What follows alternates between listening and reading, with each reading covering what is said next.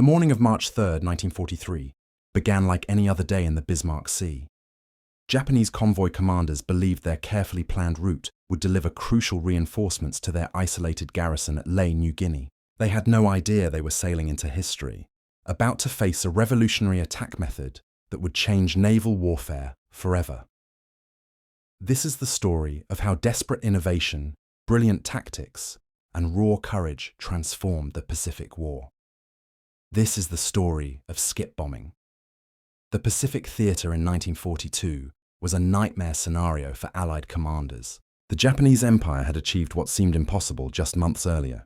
From Pearl Harbor to the Philippines, from Singapore to the Dutch East Indies, Japanese forces had swept across the Pacific with terrifying speed and efficiency. Their victories weren't just tactical, they were psychological hammer blows that shattered the myth of Western military superiority in Asia. By mid-1942, Japan controlled an area larger than the continental United States. Their defensive perimeter stretched from the Aleutian Islands in the north to the Solomon Islands in the south, from Burma in the west to the Marshall Islands in the east. Within this vast territory lay resources that Japan desperately needed: oil from the Dutch East Indies, rubber from Malaya, rice from Indochina, and strategic minerals from throughout Southeast Asia. The Japanese strategy was elegantly simple: establish island strongpoints throughout the Pacific, fortify them heavily, and make each Allied advance so costly that America would eventually negotiate a peace that left Japan in control of its conquered territories. The key to this strategy was maintaining the supply lines that connected these far-flung outposts to the Japanese home islands and to the resource-rich southern territories. Before we dive deep into this incredible chapter of military history, I want you to understand something. What you're about to hear isn't fiction. Every battle, every tactic, every desperate decision was real. The men who fought in these skies faced impossible odds and created solutions that military academies still study today. The year is 1942. The Pacific War has been raging for nearly a year, and the Allies are losing. Japanese forces have swept across the Pacific with terrifying efficiency, establishing a defensive perimeter that stretches thousands of miles. Their strategy is brilliant in its simplicity: control the sea lanes, supply their island fortresses, and make every Allied advance cost more blood than the Americans are willing to spend. General Douglas MacArthur, commanding Allied forces in the Southwest Pacific, faces a critical problem. Japanese convoys are the lifeline keeping enemy garrisons supplied and reinforced. Cut those supply lines, and the island fortresses become isolated prisons. But attacking these convoys using conventional methods has proven devastatingly costly. High-altitude bombing sounds good in theory. Send bombers up to 20,000 feet, drop your payload, and stay safely above the anti-aircraft fire. The reality? Hitting a moving ship from 4 miles up is nearly impossible. Studies from 1942 showed that high-altitude bombing achieved less than 2% accuracy against maneuvering vessels. You could drop 100 bombs and consider yourself lucky if one came close to the target. The alternative was equally grim. Torpedo bombing required aircraft to fly low, slow, and straight toward their targets. For the Japanese gunners, it was like shooting practice. The aerial torpedoes themselves were unreliable, often running too deep or failing to detonate, and the approach gave defending ships plenty of time to maneuver and concentrate their fire. Allied losses were staggering. In the early convoy battles, attack squadrons were losing 30 to 40% of their aircraft on single missions. Young men were climbing into cockpits knowing the odds were against them ever climbing back out. Something had to change, or the campaign would bleed out before it could gain momentum. The solution came from an unlikely source: a combination of Australian innovation and American adaptation. Royal Australian Air Force pilots, flying obsolete aircraft and desperate for any tactical advantage, began experimenting with an unorthodox approach. Instead of dropping bombs from altitude, they would come in at masthead height and skip their bombs across the water like stones across a pond. The physics were simple, but required perfect execution. Fly fast and low, release your bomb at precisely the right moment, and the bomb would bounce off the water's surface, arc through the air, and strike the target ship's hull at or below the waterline. The impact would be devastating, hitting the vessel where armor was thinnest and causing catastrophic flooding. Captain Bill Benn of the Royal Australian Air Force was among the first to successfully demonstrate the technique in combat. Flying a Beaufighter in late 1942, he approached a Japanese cargo vessel at wave height, released his bombs at exactly the calculated distance, and watched as they skipped across the calm water before slamming into the ship's side. The vessel was crippled within minutes. But turning individual successes into doctrine required more than just brave pilots. It required an entire air force to relearn how to attack ships. Major Paul Gunn, an American pilot who had escaped the Philippines and become a key figure in the Southwest Pacific Air Force, recognized the potential immediately. He began working with Australian and American pilots to refine the technique and develop training protocols. The calculations were complex. The aircraft's speed, altitude, and angle of approach all had to be exact. Release the bomb too early, and it would skip harmlessly past the target. Release it too late, and you'd fly right into your own explosion. The bombs themselves needed modification. Standard bombs would shatter on water impact. Engineers developed delayed fuse mechanisms that could withstand the initial water strike and detonate only after penetrating the ship's hull. Training was dangerous work. Pilots practiced over water ranges, learning to judge distances at speeds over 200 miles per hour, while flying barely 50 feet above the waves. One miscalculation meant plowing into the ocean at full speed. Several training aircraft were lost before pilots mastered the technique, but those who survived the training became deadly accurate. The Japanese, meanwhile, remained unaware of what was coming. Their convoy defense doctrine was built around defending against high-altitude bombers and torpedo planes. Their anti-aircraft guns were positioned and trained for those threats. The idea of bombers coming in at masthead height, faster than torpedo planes and far more accurate than high-altitude bombers, simply wasn't in their tactical playbook. By early 1943, Allied air commanders were ready to put skip bombing to the ultimate test. Intelligence reports indicated a major Japanese convoy was preparing to depart Rabaul, the massive Japanese base in New Britain. The convoy's destination was Lae, on the northern coast of New Guinea, where Japanese forces desperately needed reinforcement. The convoy was substantial. 8 troop transports carrying nearly 7,000 soldiers, escorted by 8 destroyers. Japanese commanders considered this convoy crucial. The garrison at Lae was under pressure, and these reinforcements would turn the tide in that theatre. They planned their route carefully, timing their movement to minimize exposure to Allied air attack. Allied intelligence, however, was tracking every move. Coast watchers hidden throughout the islands, brave men operating behind enemy lines with nothing but radios and courage, reported the convoy's departure and course. Reconnaissance aircraft confirmed the sightings. General George Kenney, commanding the 5th Air Force, saw his opportunity. Kenney assembled a strike force unlike any the Pacific had seen. B-25 Mitchell medium bombers, modified with additional forward-firing guns and trained in skip bombing techniques. A-20 Havoc light bombers. P-38 Lightning fighters to suppress anti-aircraft fire and protect the bombers. Australian Beaufighters bringing their own experience with low-level attack. This wasn't a bombing raid. This was a coordinated assault designed to overwhelm and destroy. The morning of March 2, 1943, Allied aircraft began shadowing the convoy, staying just out of range but keeping constant watch. The Japanese knew they'd been spotted. They increased their vigilance, but they expected conventional attacks. They prepared for high-altitude bombers that they could see coming from miles away and torpedo planes that would approach slowly and predictably. What arrived on March 3rd was something entirely different. The attack began at dawn. The first wave came in low, P-38 fighters making strafing runs to suppress the destroyer's anti-aircraft guns. The Japanese gunners were trained to track high-altitude targets. Suddenly facing fighters at deck level, firing directly at their positions, they found themselves unable to respond effectively. Before the defenders could recover, the B-25s arrived. Flying in formations of 3 and 4 aircraft, they approached at masthead height, their pilots' eyes locked on their designated targets. At precisely calculated distances, bombs released. The weapons hit the water, bounced upward in graceful but deadly arcs, and slammed into the hulls of the transport ships. The effect was catastrophic. Bombs punched through thin hull plating and detonated inside the ships, ripping apart interior compartments and causing massive flooding.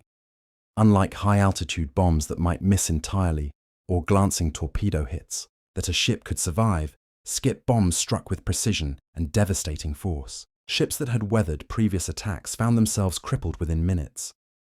Japanese destroyer commanders tried to maneuver to protect the transports, but the Allied attack came from multiple directions simultaneously. While some B-25s focused on the cargo ships, others targeted the destroyers, dropping their skip bombs with the same deadly accuracy. The Japanese anti-aircraft fire, designed for targets at altitude, proved largely ineffective against aircraft hugging the wave tops. The attack continued for 3 days. Every time the convoy tried to regroup and continue toward Leh, Allied aircraft would return. The skip bombing technique meant that even when Japanese fighters appeared to protect the convoy, the Allied bombers could attack, release their weapons, and escape before the fighters could effectively engage. By the time the Battle of the Bismarck Sea ended on March 4th, the results were stunning. All 8 transport ships had been sunk. 4 destroyers were at the bottom of the ocean. Of the 7,000 Japanese troops aboard the transports, fewer than 3,000 survived. Allied losses: 5 aircraft and 13 crew members. The victory was staggering, not just in the immediate tactical sense, but in its strategic implications. The Japanese had lost an entire convoy, and with it, any hope of reinforcing Leh. More importantly, they'd discovered that their sea lanes were no longer safe. The Allies had developed a method of attack that their defensive doctrines couldn't counter. News of the victory spread quickly through Allied commands. The skip bombing technique, proven devastatingly effective, became standard doctrine for anti-ship operations throughout the Pacific. Training programs expanded. More aircraft were modified for low-level attack. Pilots who had faced impossible odds attacking convoys now had a method that gave them a fighting chance. The Japanese response was frantic, but ultimately futile. They tried increasing fighter cover for their convoys, but fighters consumed fuel and couldn't remain on station indefinitely. They experimented with different formations and routes, but the fundamental problem remained. Skip bombing could be executed so quickly that convoys had minimal time to react. Some Japanese commanders tried moving convoys at night, hoping darkness would protect them.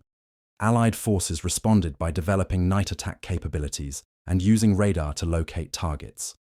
The technological and tactical innovation continued on both sides, but the Allies maintained their advantage. The psychological impact on Japanese forces was profound.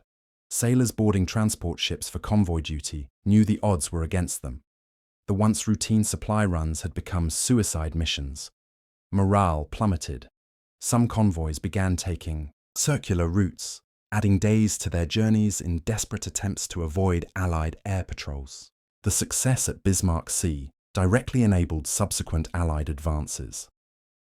Without the ability to reinforce and resupply their garrisons, Japanese positions became untenable. Leh fell to Allied forces in September 1943. The entire campaign in New Guinea shifted in the Allies' favour, but the development of skip bombing was more than just a tactical innovation. It represented a fundamental shift in how military forces approached problem-solving. Faced with a seemingly impossible challenge, attacking well-defended convoys without suffering catastrophic losses, Allied commanders didn't simply accept the casualties, they innovated. Major Paul Gunn, the pilot who helped develop and refine skip bombing techniques, exemplified this innovative spirit. Before the war, Gunn had been a civilian pilot in the Philippines. When the Japanese invaded, he evacuated his family and stayed to fight. He flew whatever aircraft was available, often obsolete or damaged planes, held together by improvisation and determination. Gunn recognized that the B-25 Mitchell, designed as a medium bomber, could be transformed into something far more deadly. He began modifying the aircraft, adding additional forward-firing machine guns to the nose. These modifications turned the B-25 into a strafer as well as a skip bomber. The aircraft could suppress anti-aircraft fire with its guns while simultaneously delivering skip bombs. The modified B-25s, sometimes carrying 8 forward-firing 50-caliber machine guns, became known as commerce destroyers. They would approach targets at high speed and low altitude, guns blazing to keep defenders' heads down, then release their skip bombs at point-blank range. The combination was devastating. Gunn's modifications weren't officially sanctioned initially. He simply saw what needed to be done and did it, using whatever materials and expertise were available. His initiative represented the broader culture of innovation that characterized the Pacific Air War. Rigid doctrine took a back seat to practical effectiveness. The success of these tactics required more than just brave pilots and modified aircraft. The entire logistics chain had to adapt. Mechanics worked around the clock to keep aircraft flying in harsh tropical conditions. Intelligence officers analyzed reconnaissance photos to identify targets and plan attack routes. Coast watchers risked their lives to provide real-time information about enemy movements. The coordination between different services and nations was unprecedented. American, Australian, and eventually New Zealand air forces worked together seamlessly. Information flowed freely. Successful tactics were shared immediately. The Pacific Air Campaign became a laboratory for combined operations that would influence military doctrine for decades. Japanese forces weren't passive victims in this struggle. They learned and adapted, though ultimately they couldn't overcome the fundamental advantages the skip bombing technique provided to the Allies. Japanese engineers developed better damage control procedures. Ships began carrying more life rafts and rescue equipment, acknowledging that surviving an attack was now the best they could hope for. Some Japanese convoys tried using decoy vessels, old ships that would sail separately from the main convoy, hoping to draw Allied attacks away from the valuable cargo ships. The tactic had limited success. Allied intelligence and reconnaissance were good enough to distinguish valuable targets from decoys most of the time. The human cost of these battles, on both sides, was immense. Allied pilots flying skip bombing missions faced extraordinary danger. The low-altitude approach meant any mechanical failure or combat damage would leave no time to recover. Many pilots who survived the initial attack runs crashed while trying to gain altitude with damaged aircraft. Japanese sailors aboard convoy ships faced terror that's difficult to imagine. They could see the Allied bombers coming, flying so low that individual pilots were visible in their cockpits. They knew what was coming. They understood that skip bombs were nearly impossible to evade. Many ships went down with most of their crew trapped below decks, unable to escape the rapidly flooding compartments. The psychological toll on pilots was significant. Skip bombing required flying directly at your target, watching your bombs strike home, seeing the immediate devastation. Unlike high-altitude bombing where targets were abstractions, skip bombing was intimate and visceral. Pilots could see the people on the ships they attacked. Military chaplains reported increased stress among skip bombing crews compared to other bomber units. The combination of extreme danger, the low altitude that made every attack personal, and the visible results of their actions created psychological pressures that many struggled with. Yet the missions continued because the strategic necessity was undeniable. The development of skip bombing also accelerated other tactical innovations. Once commanders realized that low-altitude attacks could be effective, they began exploring other ways to employ this approach. Strafing attacks against ground targets became more common and more sophisticated. The line between bomber and fighter began to blur as aircraft like the B-25 took on multiple roles. The Japanese eventually developed their own skip bombing techniques, but by that time, the strategic situation had shifted so dramatically that it made little difference. Japanese pilots, increasingly outnumbered and facing better trained Allied crews, couldn't employ the tactic as effectively as the Allies had. By mid-1943, the maritime supply situation for Japanese forces in the Southwest Pacific had become critical. Convoys that did attempt the run to isolated garrisons faced such high loss rates that commanders began questioning whether the missions were worth attempting. Some garrisons received no supplies for months, subsisting on whatever they could produce or capture locally. The strategic implications extended beyond the immediate theatre. Japanese military planners had to divert resources to protect their sea lanes. Fighters that could have been used to contest Allied advances in the Solomon Islands instead flew convoy escort missions. Anti-aircraft guns and crews that could have defended strategic installations were placed on merchant ships instead. The success of skip bombing influenced naval aviation development throughout the war and beyond. The principle that low-altitude, high-speed attacks could overcome traditional defenses became foundational to post-war strike aircraft design. The emphasis on precision at low level led directly to the development of dedicated attack aircraft in the jet age. Training programs established to teach skip bombing became templates for advanced tactical training. The emphasis on precision flying split-second timing, and coordinated attacks with other aircraft types became standard in aviation training curricula. Pilots who survived the skip bombing campaign went on to become instructors, passing their hard-won knowledge to new generations of aviators.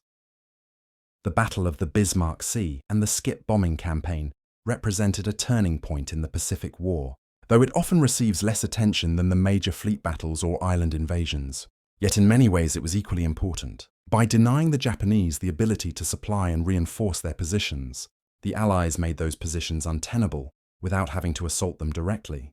General George Kenney, who commanded the air forces that developed and employed skip bombing, understood the significance. In his post-war memoirs, he wrote that the destruction of the Bismarck Sea convoy was the moment the Japanese lost control of the sea lanes in the Southwest Pacific. Everything that followed, the successful island campaigns, the liberation of the Philippines, flowed from that victory. The pilots who flew these missions were mostly young men in their early 20s. Many had never been in an aircraft before the war. They learned to fly in training programs that lasted months rather than years, then found themselves flying complex combat missions over hostile territory. The fact that they succeeded speaks to their courage, certainly, but also to the effectiveness of the tactics and training they received. Among these young pilots were men who would become famous in their own right. Major Ralph Chelly, who earned the Medal of Honor posthumously for his actions during a convoy attack in August 1943. Captain Bill Benn, the Australian pilot who helped pioneer the technique. Colonel Paul Gunn, whose modifications to the B-25 made it such a deadly platform. But for every famous name, there were hundreds of others whose contributions were equally vital but less celebrated.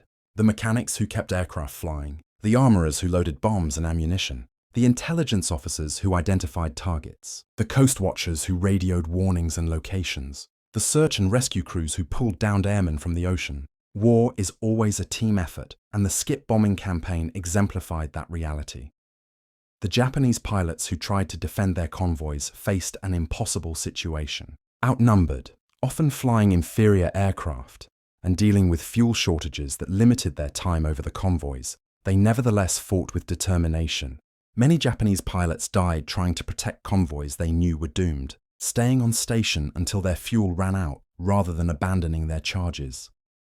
Japanese anti-aircraft gunners, facing attacks that came too fast and too low for their weapons to effectively engage, continued firing even when the tactical situation was hopeless. Ships already crippled and sinking would keep their guns in action until the moment they slipped beneath the waves. The courage of the defenders was never in question. They were simply outmatched by tactics they couldn't counter. As 1943 progressed, the skip bombing campaign expanded beyond convoy attacks. Allied aircraft used the technique against Japanese warships, harbour installations, and even shore targets. The versatility of the tactic, applicable to almost any target that could be approached at low level, made it an invaluable tool. The Japanese eventually developed countermeasures, but they were expensive and only partially effective. Some ships began deploying smoke generators that could obscure the vessel in seconds, making accurate skip bombing difficult. Others experimented with side-mounted anti-aircraft guns specifically positioned to engage low-flying aircraft. But these measures couldn't reverse the fundamental advantage skip bombing gave to Allied forces. By 1944, the maritime supply situation for Japanese forces in the Southwest Pacific, and eventually throughout the Pacific, had become catastrophic. The combination of skip bombing attacks, submarine interdiction, and conventional air and naval attacks had severed the Japanese supply lines so thoroughly that isolated garrisons were effectively besieged. Some garrisons, cut off from resupply, began constructing their own farms and workshops, trying to become self-sufficient because they knew no convoy would reach them. The strategic bombing campaign against Japan's home islands often receives more attention, but the Maritime interdiction campaign was equally devastating to Japanese warfighting capability. Without fuel oil from the Dutch East Indies, without food from captured territories, without raw materials from Southeast Asia, Japan's war economy ground toward collapse.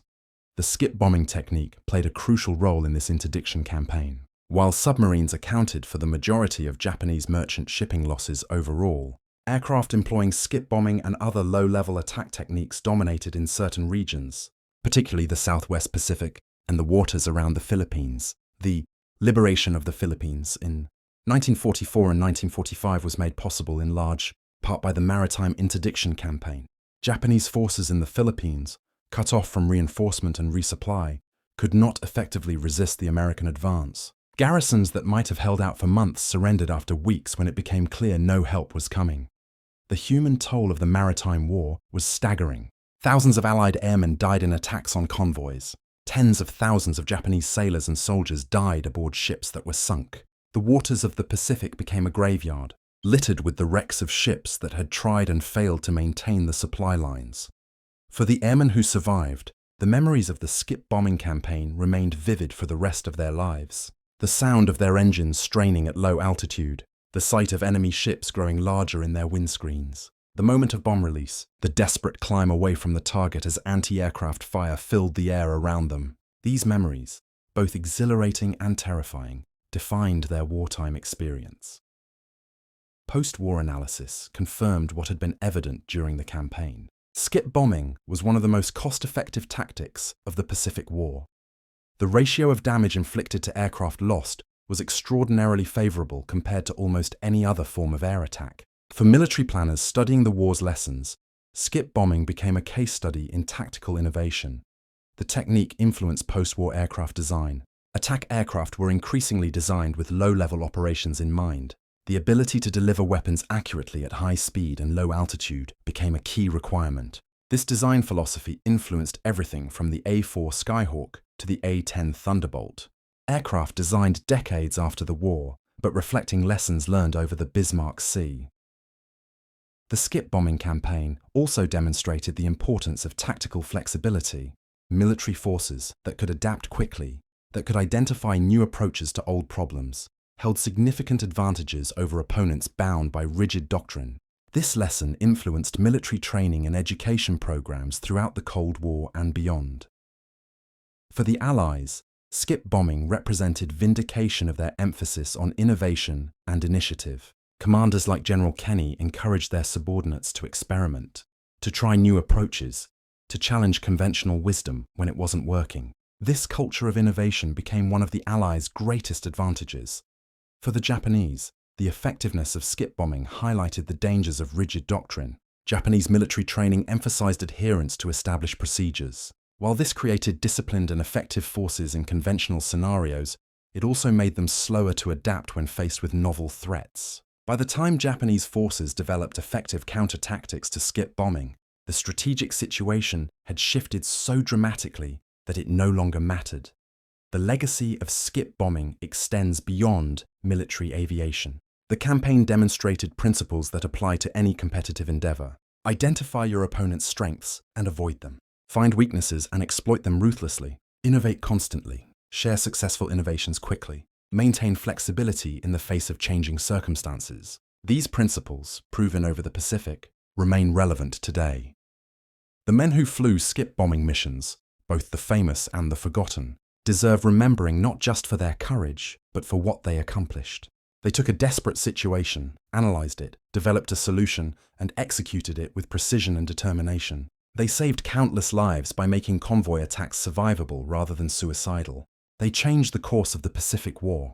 Standing today in a museum, looking at a restored B-25 Mitchell bomber, it's easy to forget what these aircraft represented. They weren't just machines. They were instruments of innovation, platforms for a revolutionary tactic that changed naval warfare. The pilots who flew them into battle at masthead height, bombs ready to skip across the water toward their targets, were warriors and innovators both. The Battle of the Bismarck Sea and the skip bombing campaign that made it possible represent one of the great tactical innovations of World War II. Born from desperation, refined through practice and proven in combat, skip bombing gave the Allies a decisive advantage in the Maritime War. The Japanese never recovered from the loss of their supply lines, and the island garrisons that had seemed impregnable became isolated and vulnerable. This is the story of how creativity and courage overcome seemingly impossible odds. This is the story of how young men, most barely out of their teens, changed the course of history. This is the story of skip bombing and the men who mastered it. The Pacific War would continue for more than 2 years after the Battle of the Bismarck Sea, but the strategic initiative had shifted permanently to the Allies. Japanese forces would fight with determination until the very end. But they would do so increasingly isolated, undersupplied, and without hope of reinforcement. The skip bombers had done their job. The sea lanes were cut. The supply convoys were destroyed. The seemingly endless Japanese advance had been stopped and reversed. From that point forward, the question wasn't whether the Allies would win, but how long it would take, and at what cost. For the families of the men who flew these missions, for the nations that sent them into battle, for history itself, the skip bombing campaign remains a testament to what human ingenuity can accomplish under pressure. Faced with a tactical problem that seemed unsolvable, these airmen found a solution. Confronted with odds that seemed insurmountable, they prevailed. Their story deserves to be remembered and honored, not just for the battles they won, but for the example they set. Innovation matters, courage matters, adaptability matters. These lessons, learned at such cost over the waters of the Pacific, remain as relevant today as they were in 1943. The skip bombers changed the war. They did so one low-altitude attack run at a time, one perfectly timed bomb release at a time, one convoy destroyed at a time. Their legacy lives on in every military force that values innovation over tradition, adaptation over rigid doctrine, and practical effectiveness over theoretical purity. This has been the story of skip bombing, one of World War II's most significant tactical innovations, and the men who turned a desperate gamble into a war-winning strategy. Their courage and creativity echo across the decades, reminding us that the most powerful weapon is often the one nobody sees coming.